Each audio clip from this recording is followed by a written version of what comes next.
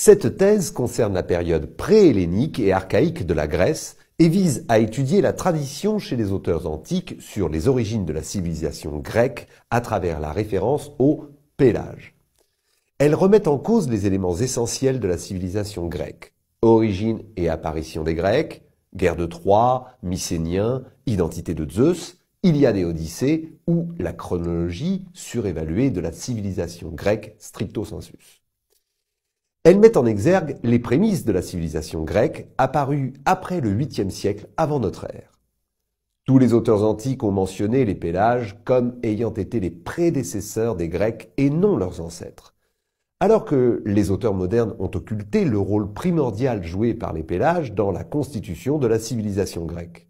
Il s'agit d'une approche pluridisciplinaire et des études et recherches approfondies apportant un nouvel éclairage sur nos acquis historiques, culturels, mythologiques et linguistiques. Cette étude, sortant des sentiers battus, confère à cet ouvrage de référence un caractère exceptionnel. Avant de commencer mes recherches et mes études, j'ai voulu connaître un peu la réalité, la vérité sur l'histoire pré-hellénique. Para se të filloja kërkimet e mia, studimet e mia, mu desh të njoh pak historinë para helene. Et je me suis dit, si tu te trompes, ça va être le déshonneur et tu vas avoir tout le monde sur le dos. Dhe i thash vetes në qoftë se gaboj, ky do të jetë një çndërimi im dhe të gjithë do të më hidhen përsipër për të më mbytur. Donc j'ai commencé par chercher à savoir quels étaient les indices qui prouvaient que les Grecs existaient là avant le 8e siècle, savoir qui étaient les Mycéniens, est-ce que c'était vraiment des Grecs ou est-ce que c'était autre chose?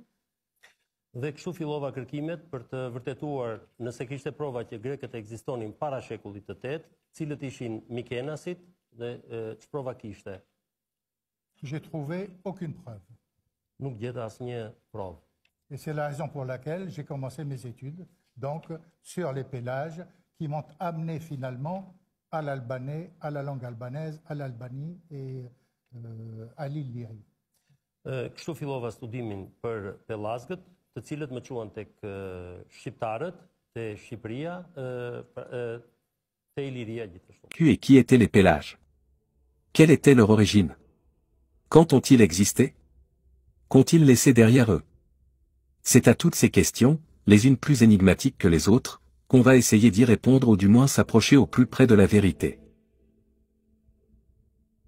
Chapitre 1. Où ont-ils vécu et qui étaient les Pélages? De ce que l'on sait d'aujourd'hui, suite aux nombreuses fouilles archéologiques et découvertes, est que les Pélages ont vécu dans la région qu'on nomme aujourd'hui les Balkans, dont les plus grands vestiges se trouvent dans le territoire actuel de l'Albanie, de la Bulgarie, de la Grèce et de la Macédoine du Nord.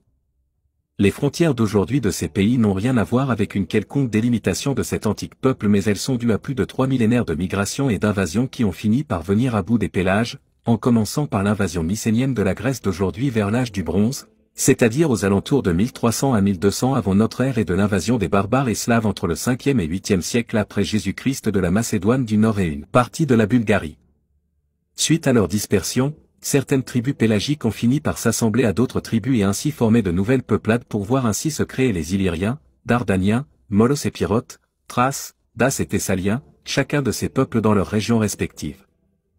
Les Pélages étaient ce que l'on peut qualifier aujourd'hui, un peuple proto-européen, c'est-à-dire, un peuple qui vivait déjà sur le continent européen avant les grandes migrations d'Asie mineure et de la région scandinave pour le centre de l'Europe. Leur centre d'établissement se trouve être sur le territoire qui appartient aujourd'hui à la Grèce et l'Albanie, entre Béra avec le mont Tomor et le Péloponnèse. Au 8e siècle avant notre ère, Homère, célèbre poète et auteur de l'Iliade et de l'Odyssée, a mentionné le fait que les Pélages étaient originaires de Thessalie avec sa célèbre citation « Les tribus Pélages aux bonnes lances, des Pélages habitants de la plantureuse Larisse ». De même qu'il a précisé que la cité d'Argos est appelée « pélagique », c'est-à-dire une cité Pélage, et que la principale région de Thessalie se nomme Pélasgiotide. L'historien et géographe, Hérodote, au 5e siècle avant Jésus-Christ, déclara que le premier nom donné à la région où s'étaient fondées les cités-États helléniques se nommait Pélagie, et ainsi il donne une origine pélagique aux Éoliens. tandis qu'il cite Hécatée de Milet, auteur de la première carte du monde hellénique au VIe siècle avant notre ère. Les Athéniens ne sont pas pélagiques, ils ont chassé les pélages des terres basses qu'ils occupaient encore au pied de l'acropole, parce que, sur l'acropole, rien ne poussait et ils n'avaient rien à manger. Pour précision, les Athéniens lorsqu'ils ont envahi la région et l'acropole, ils ont expulsé les pélages pour les basses terres encore marécageuses car les croyant stériles, sous y mettent, jusqu'à s'en apercevoir qu'en fait elles donnaient d'abondantes récoltes.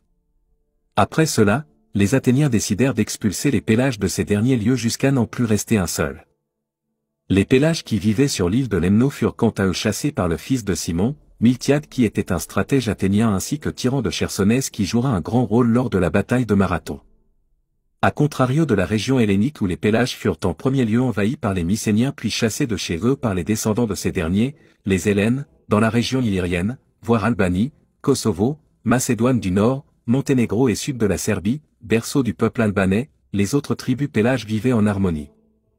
Lorsque les réfugiés commençaient à affluer en direction du nord, ils furent accueillis par leurs semblables qui y vivaient déjà depuis des millénaires et avec ces nouveaux échanges qui eurent lieu, ils finirent par créer les civilisations que l'on connaît un peu mieux, la civilisation illyrienne, épirote, dardanienne, macédonienne, thrace et dace.